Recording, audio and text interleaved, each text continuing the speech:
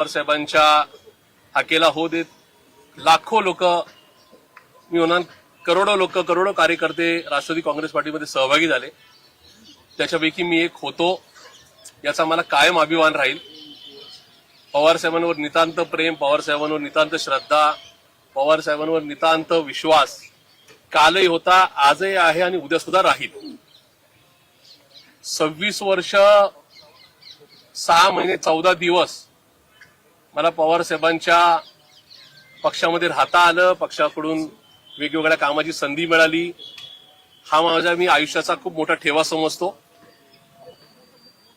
पवार साहेबांच्या आशीर्वादाने ज्या काळात या शहरामध्ये, या शहराचं एकूण सगळं कामकाज सांभाळणारे किंवा ज्यांचं नेतृत्व होतं ते राज्याचे उपमुख्यमंत्री माननीय अजितदादा पवार यांच्या नेतृत्वाखाली, मधल्या काळामध्ये माननीय माझ्या नेत्या, लाडक्या नेत्या खासदार सौ सुप्रियाताई सुळे यांच्या नेतृत्वाखाली मला कामकाज करायची संधी मिळाली.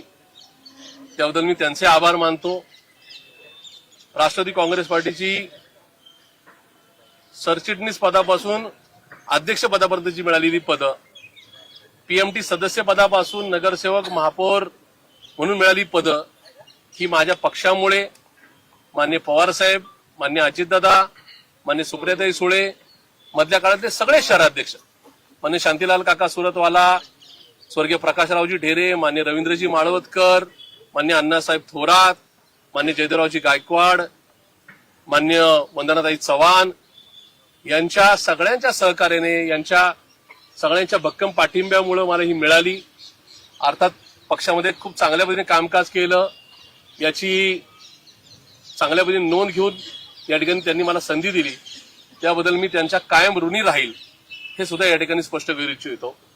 मला जी संधी काम करण्याची मिळाली ती पक्षामुळे तर मिळालीच, पण मी ज्या भागाचं प्रतिनिधित्व करतो तो वानवडी परिसर असेल, वानवडी प्रभाग असेल, माझा हडपसर विधानसभा मतदारसंघ असेल आणि पुणे शहरातल्या नागरिकांनी माझ्या प्रत्येक कृतीला, माझ्या प्रत्येक कामाला दाद दिली आणि म्हणून ती दाद भरभरून मिळाल्यामुळं कायम या ठिकाणी पुणेकरांच्या, महाराष्ट्रातल्या हिताच्या नागरिक म्हणजे जे काही प्रश्न आहेत चांगले झाले तर चांगल्यासाठी आणि महाराष्ट्राच्या हिताच्या विरोधात झालं, पुणेकरांच्या हिताच्या विरोधात झालं तर त्यासाठी मला रस्त्यावर यावं लागलं, कारण की ते पुणेकरांची भावना होती.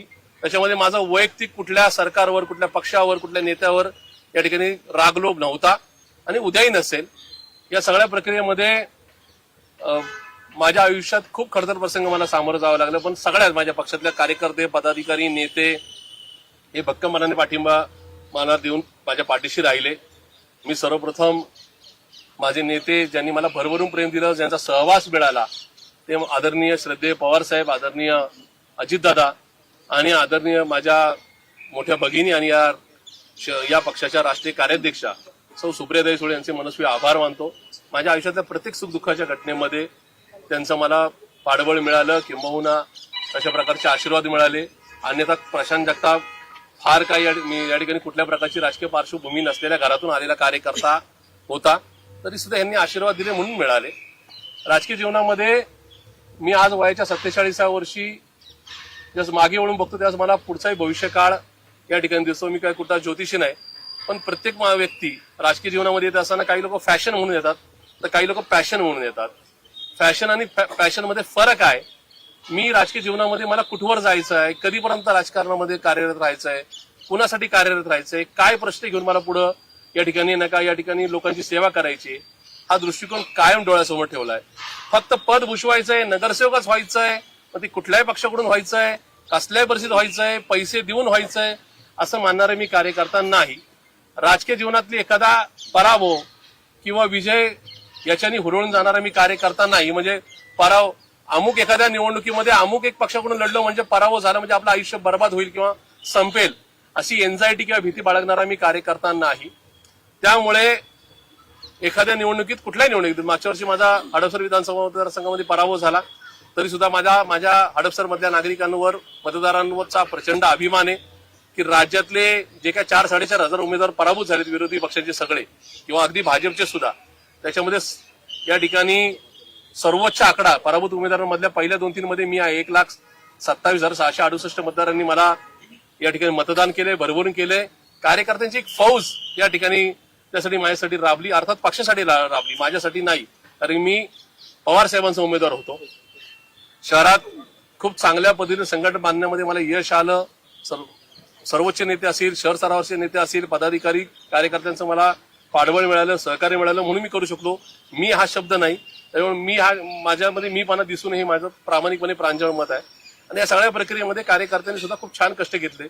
त्याच्यामुळे एक चांगला पुण्याचं सर्वोत्तम युनिट आहे असा मेसेज राज्याला गेला. त्याच्यामुळे हे यश माझं नाही तर कार्यकर्त्यांचं आणि पार्टीचं आहे. अशा सगळ्या प्रसंगामध्ये मागच्या 10-20 दिवसामध्ये वेगवेगळ्या चर्चांना उधाण आले. पार्टी निवडणूक कशी लढवेल, काय लढवेल या संदर्भात मी पूर्वतयारी केली होती. अर्थात मी एकट्याने नाही, सगळ्यांनी मिळून केली होती. अगदी जाहीरनाम्यापर्यंत केलेली होती. या सगळ्या गोष्टी होत असताना बऱ्याच अफवांना या ठिकाणी उधाण आलं आणि त्याच्यामुळे माझ्यासारखा राजकीय माझा एक जो कार्यकर्ता आहे तो थोडा व्यथित झाला होता. नेत्यांवर नाही, पक्षावर नाही, पण मग आपण नेमकी काय भूमिका घ्यायची, आपला प्रवास कसा असेल पुढचा, या संदर्भामध्ये माझ्या मनामध्ये प्रचंड द्वंद्व, प्रचंड ट्विस्ट किंवा एकूणच विचारांची घालमेल चालू होती. आणि घालमेल जास्त वेळ राहू नये असं मला वाटतं, कारण की मी कुठला व्यसनाधीन माणूस नाही. त्याच्यामुळे आपण एखाद्या घालमेल कुठल्या तरी प्रकारे थांबू शकतो. अशा प्रकारे माझा तो तसा छंद नाही किंवा माझा तो स्वभाव नाही. त्याच्यामुळं ही घालमेल आपल्या आणि आपल्या कार्यकर्त्याच्या आणि आपल्या स्वतःच्या आयुष्यावर, कुटुंबावर या ठिकाणी येऊन उलटली तर आपण आपलं आयुष्य खराब करून घेऊ का काय, अशा प्रकारचं कदाचित नाही का आपल्या शरीरावरती बेतू शकतं किंवा मानसिक आघात होऊ शकतो. अशा प्रकारचं कुठलाही द्वंद्व हे बरेच वेळ, बराच काळ या ठिकाणी अडकून ठेवू नये असं माझ्या सरकारला वाटलं. आणि म्हणून सद्विवेक बुद्धीला जागृत ठेवून त्याचबरोबर संविधानाच्या लढाईतली मधल्या काळातले आलेले सगळे संघर्ष हे डोळ्यासमोर ठेवून माझ्या पक्ष नेतृत्वाचा, माझ्या पक्षाचा, स्थानिक शहरातल्या सगळ्या नेत्यांचा, पदाधिकाऱ्यांचा, कार्यकर्त्यांचा सगळ्यांचा आदर ठेवत मी राष्ट्रवादी काँग्रेस पार्टी शरदचंद्रजी पवार पक्षाच्या पुणे शहर अध्यक्षपदाचा, प्राथमिक आणि क्रियाशील सदस्य पदाचा आज राजीनामा देऊन या ठिकाणी बाहेर पडत आहे. मी राजकारण सोडणार नाही, समाजकारण सोडणार नाही, माझा राजकीय प्रवास थांबणार नाही. मी महापालिकेची निवडणूक लढणार आहे आणि पुढेही पुण्याच्या आणि महाराष्ट्राच्या हिताकरता या ठिकाणी रस्त्यावर उतरून जे सरकार असेल कुठल्याही पक्षाचं, मी या ठिकाणी विरोधी पक्षात जरी असलो तरी या ठिकाणी मी ती लढाई कायम चालू ठेवेल. त्याच्यामुळे माझी तुम्हाला नम्रतेची विनंती आहे. मी या ठिकाणी हा राजीनामा मान्य शशिकांतजी शिंदे साहेबांना, जे माझे प्रांताध्यक्ष आहेत, त्यांना मेल केलेला आहे. आत्ताच एक 5 मिनिटापूर्वी मी राजीनामा ट्विट सुद्धा केलेला आहे. आणि मी आता काय घेऊन चाललोय तर मी तुम्हाला सांगू इच्छितोय की मी हे घेऊन चाललोय, यांचा आशीर्वाद, यांचा प्रेम, यांचा विश्वास घेऊन चाललोय. माझी तुम्हाला सगळ्यांना नम्रतेची विनंती राहील की मी राजीनामा देतोय, पक्षातून बाहेर पडतोय म्हणून प्रशांत जगतापांनी राष्ट्रवादी काँग्रेस पार्टीला झटका दिला किंवा या ठिकाणी नेत्यांचं ऐकलं नाही, मग सुप्रियाताईंना काय किंवा पार्टीला काय आव्हान देणं का, असं प्लीज करू नका. माझी नम्रतेची कळकळीची विनंती आहे.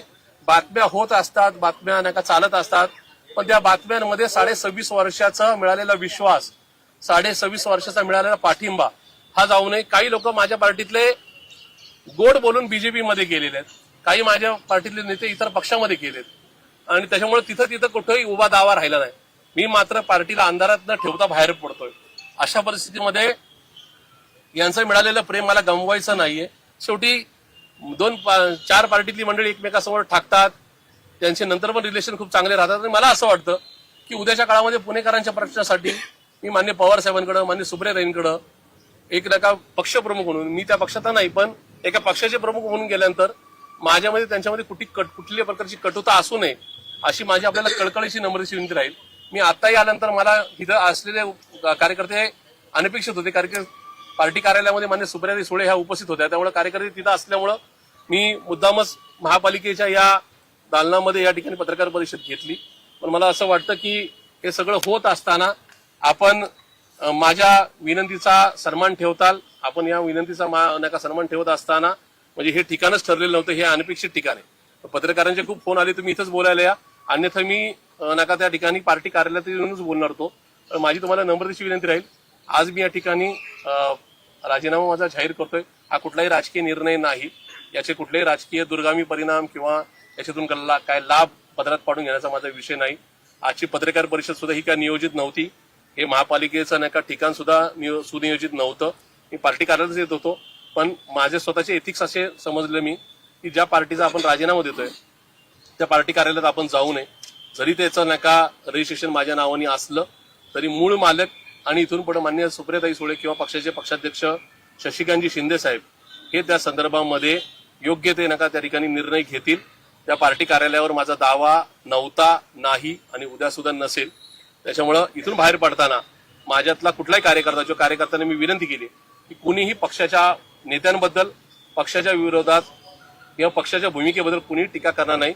भूमिका काय ते मला माहितीच नाही. फक्त आज मी सद्विवेक बुद्धीला जागृत होऊन या ठिकाणी राजीनामा देऊन बाहेर पडतो.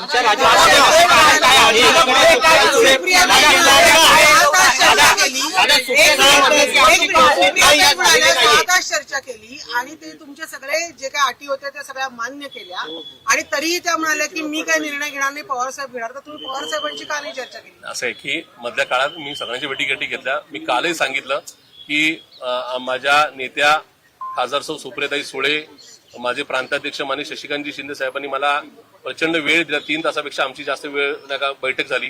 त्याबद्दल मी त्यांचा कायम ऋणी राहील. परवा सिल्वर ओकला पवार साहेबांच्या निवासस्थानी माननीय सुप्रियाताई सुळे, माननीय जयंतरावजी पाटील साहेब, माननीय शशी